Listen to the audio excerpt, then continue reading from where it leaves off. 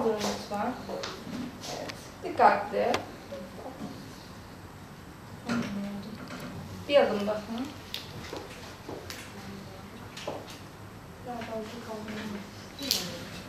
Tekrar buradan da geçiyoruz. Tekrar kaldırın. Aralardan, evet. Güzel. Yok siz uğraşmayın. Devam. Oradan. Dışarıdan yan taraftan daha kolay.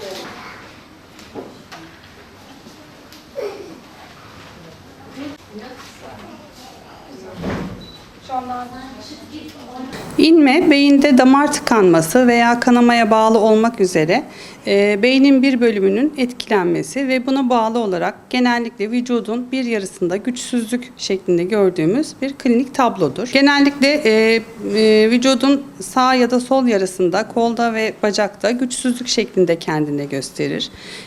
Buna bazen yutma güçlüğü, konuşma güçlüğü, denge problemleri, görme problemleri gibi diğer problemler eşlik edebilir. İnme sıklığı ileri yaşlarda artar. Hatta yaş çok önemli bir risk faktörüdür. Yaş ilerledikçe inmenin sıklığı artmaktadır. Ancak değişik faktörlere bağlı olarak genç yaşlarda da görülür.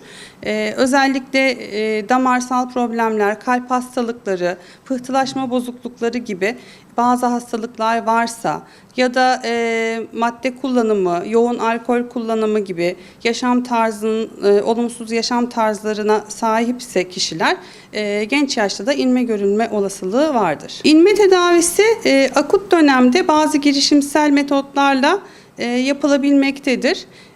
Daha sonrasında ise yoğun rehabilitasyonla inme hastalarında güzel cevaplar alıyoruz. Fizik tedavi ve rehabilitasyonun çok erken dönemde başlanması beyinde nöroplastisite dediğimiz olayları tetikler. Nöroplastisite nedir? Beyinde daha önce kullanılmayan nöronal bağlantıların aktif hale geçmesi, görevini yapamayan beyin bölümünün görevini başka bölümlerin üstlenmesi ve bu sayede beynin daha önce pasif olan yollarının aktifleşmesi ve bir nevi kendini beynin yenilemesi şeklinde söyleyebiliriz. Nöroplastisiteden dolayı fizik tedavi ile yoğun rehabilitasyon programları ile inmede güzel sonuçlar almaktayız. İnme hastalarımızda gelişmeler kaydetmekteyiz. Hasarların kalıcı olması geçirilen inme tipine ve ne kadar şiddetli olduğuna bağlı olarak değişmekte. Maalesef bazı hasarlar önlenemiyor ve kısmen de olsa kalıcılığı devam ediyor.